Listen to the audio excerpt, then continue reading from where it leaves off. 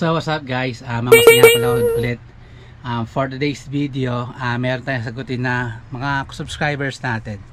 Bali dalawa yung gagawin natin video, dalawa yung sasagutin kong tanong sa isang video lang para ma-maximize natin, kasi isa lang naman, malibilis lang naman isang question niya Yung isa,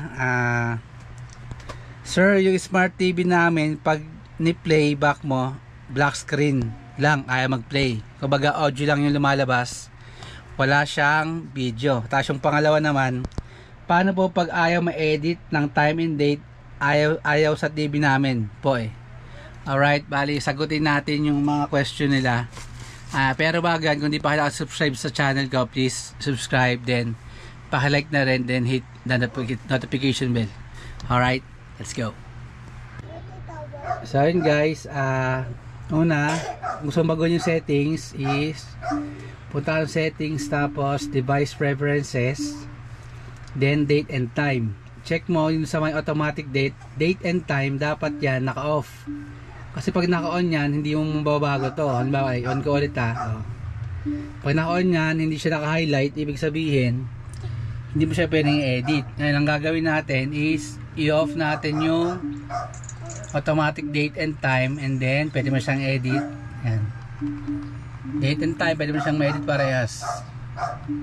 Bali, ganyan lang siya. Mabilis lang naman siya yan. Kasi yung oras, ganoon lang din. Yan yung basic.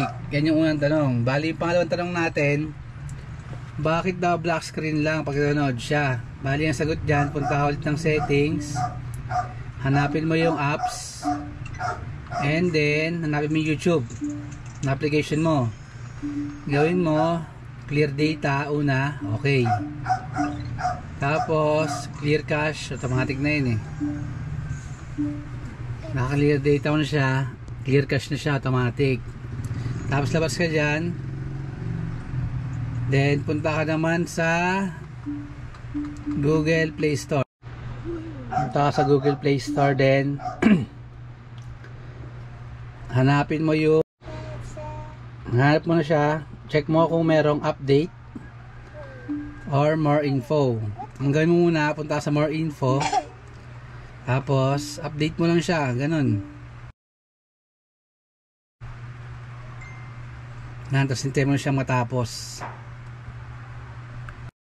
Then pag na-update mo na siya, press mo na yung open. Yan.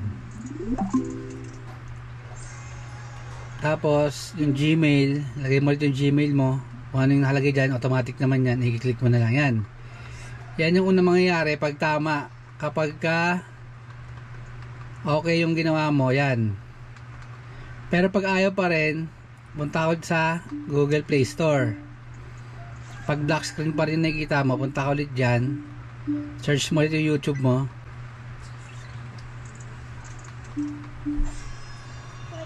tapos more info, then uninstall mo, tapos buksan mo ulit.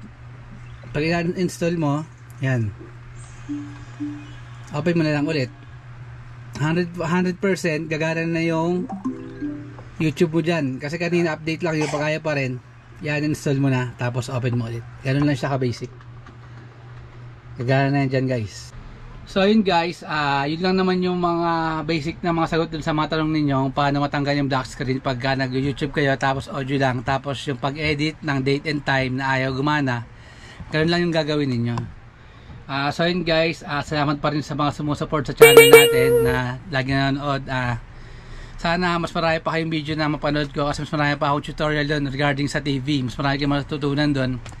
Tapos salamat din sa nagsusubscribe, araw-araw nadadagdagan tayo kahit pa paano.